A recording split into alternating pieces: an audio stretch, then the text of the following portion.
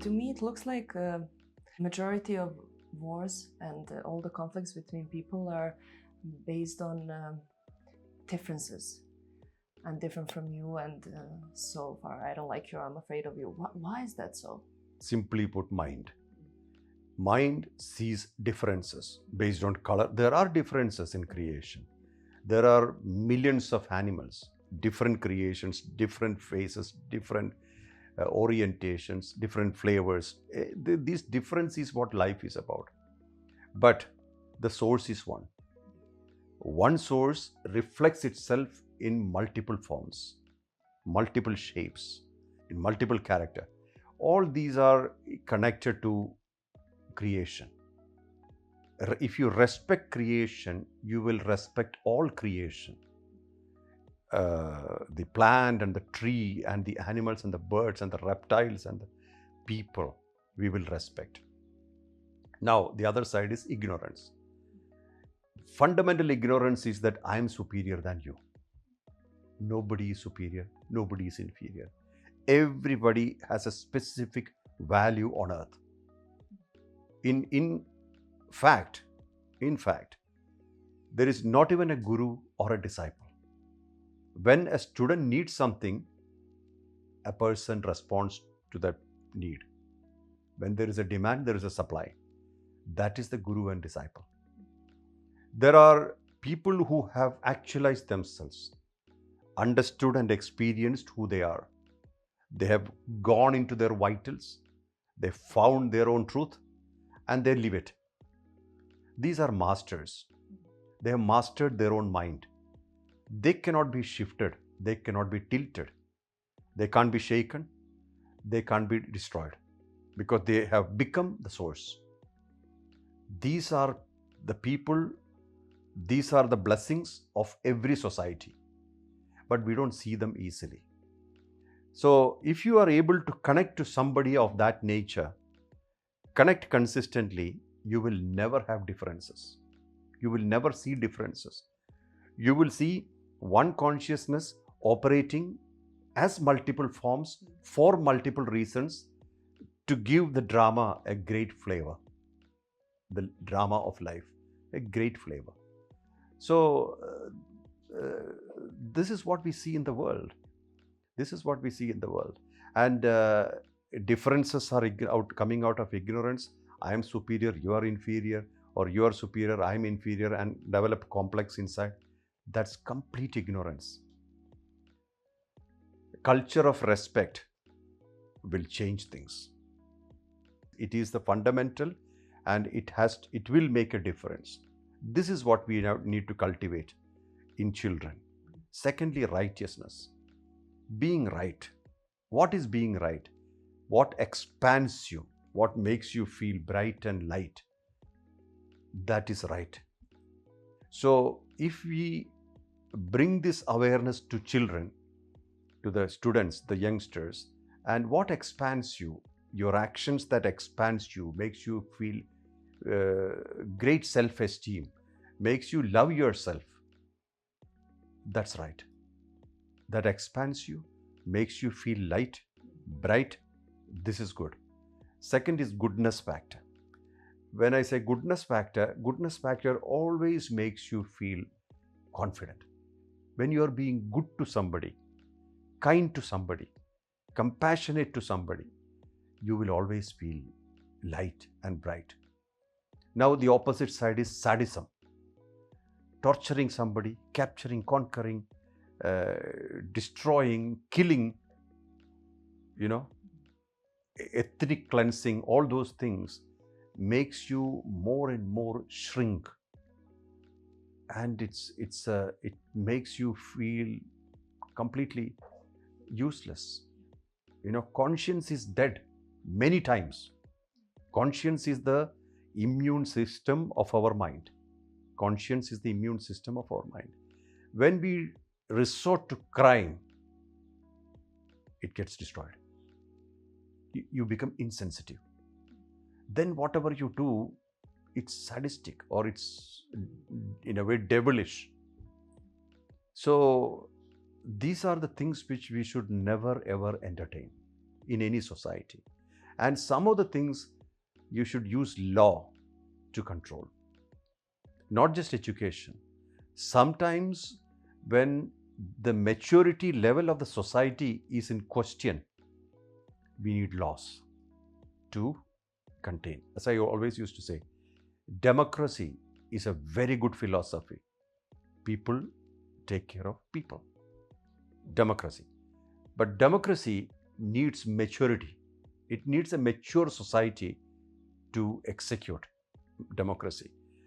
They should respect themselves, they should respect their own nature, they should respect the society, and from that society, elected members happen. Good representatives of the society comes into power. And they will not look at who's good, who's bad, who's weak, who's strong. They will look at having an even, beautiful, harmonious society, which includes birds, animals, ecology, plants, everything. So those people should come from a very matured society, and they should operate from the level of zero greed, zero nepotism, zero enmities, and look at justice clearly. And before you condemn and convict somebody, give them sufficient counseling to change over, so that you can have a great society, very democratic society, and that society will sustain itself. Nobody will sleep hungry in that society. In our Hindu, in the Hindu philosophy, there is called Ramarajyam, the Lord Ram's kingdom. That's supposed to be the ideal space, ideal, where nobody sleeps hungry. That means the whole society is participating in the rule, not just for only for elections. Nowadays, every society has elections. That time, everybody is valuable. After the elections are over, the elected members rule over the people who voted. That's not the ideal. The ideal is always the entire society participates. If there are bad apples in the society, society itself should pluck it out. Not the police or the judiciary or the ruling people or rulers. It should be the society to bring out the negative or the bad apples of the society and bring them to sufficient cleansing work. Yeah, okay. When I say cleansing work, it's not the judiciary, the convicting somebody. Rehabilitation. Yeah, rehabilitation, counseling, all those things. So from childhood level, if you can attend to a child and stabilize the child and bring them up to the level of self-esteem, where he will feel great to be part of the country, he will feel great about the traditions, the lineage where he is born, especially he will feel great to be a human being. Because this is a birth which is really a remarkable birth, a great birth as a human being. And with this birth, you can achieve even God, supreme consciousness. Means you have the potential and you have the capacity inbuilt with this birth to attain the supreme. No other birth can guarantee that, because most of the other births, other species, are all connected to instincts, mainly survival instinct. We are detached from survival instinct to a great extent. We do have that. We do have survival instinct, but we have also detached from it to the level of imagination, intelligence.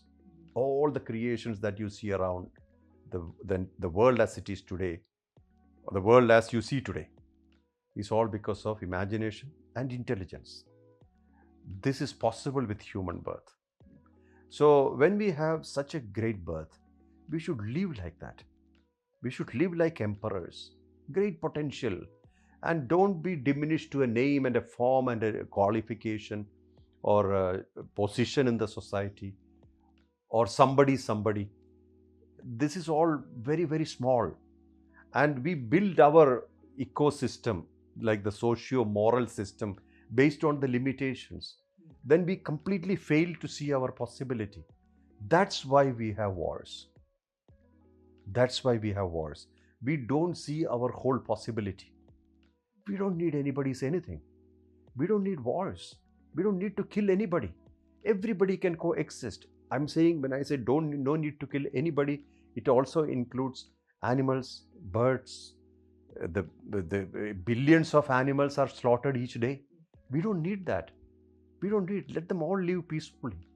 The mother calf should live with the cow. The small pig should live with its mother. And everybody lives peacefully. They all have their full life, full existence. And when there are slaughterhouses, guaranteed there'll be wars as well. Because when you tend to spill blood, then you will have no boundaries afterwards. When you see blood, I say, oh no, don't spill blood. That should be our attitude. Oh, that's unethical to spill blood. But in slaughterhouses, if people don't care, they can assassinate an animal with no feeling of no conscience, no sensitivity, and most of them are dying miserably. The entire journey of life are miserable. And if we allow that, we are allowing Holocaust. The Holocaust is nothing else. What they inflicted on humans, we are inflicting on animals each day. So there is not just the human world. We should look at the entire world. We should look at all the birds, animals, the beings of the nature, how they are. This helps. If we don't understand this, we can't really understand the whole human existence, the potential of human existence, what we are, how we should be, or what we can do. So much we can do. We should not even have so many courts, higher courts, court. We don't need them. We should have lesser judiciary. We need many more counselors in the world, and bring them to the way, look here, you are a human being. Bring people to the way, look here, you are a human being. You have the potential to realize yourself, to know what's running your show. None of the other beings have it. So when you have that potential, let it show. Let it be visible. Live like emperors, because you have this great potential. You have that power. And you can find it in one lifetime. It's not a difficult thing. You're only finding something which you already have. So it's a question of our focus, where we are focusing. What's your priority? What do you want out of life? If you want materials out of life, you will get them easily. If you want consciousness, if you want to get to the core of you, if you want to touch the truth within you, you need focus, you need determination, you need discipline. And most of the people who have achieved things in life, they have had discipline. They were determined, and they were not distracted. I want this, I want this, I want this, and I want this. It will not work, because your mind is all over. A scattered mind can never focus on one thing for a long time. That's the tragedy of the society today. We lose focus so fast. But that's how it is. This is a sign of times. So let's accept it. But we need to make our priorities straight. If it is relationships, personalities, if your own personality, when you're nurturing your own personality, how you look in the society. See, there are two types of things. One is that what you actually are and what you project. When you're oriented on your projection all the time, you will never connect to your truth, what you are. But we need to have a balance of both. See, when you are away from people, how you behave with you, that's close to what you are. When you are with people, you behave in a particular order to get approvals or whatever. But when you are with yourself, how you are, that makes a big difference. If what you are when you are alone and what you are in the public are same, you're a very stable personality with extreme integrity. So if there are more people who have that integrity, a society will not have anger, hatred, jealousies. There'll be no discrimination. There'll be no condemnation. There'll be no wars. So every war has started in somebody's mind, and that spilled over and killed people. So there is lot to think, lot to do, and don't think that this is over. It's not over. We have experienced, if you take 1900s onwards, how many wars, how many bloodsheds, how many people died unnaturally, prematurely. This is all signs that we have not learned anything. And clear sign that's happening today, which proves that we have not learned, is the Holocaust in abattoirs. The killing places where beings are killed for their body. Clear sign we have not learned anything. This is why I am supporting plant-based. This is why I lead a life where I don't waste things. I value things. I use things only so much that I need what I need. I mean, or how much I need. I don't use things just for the pleasure like that.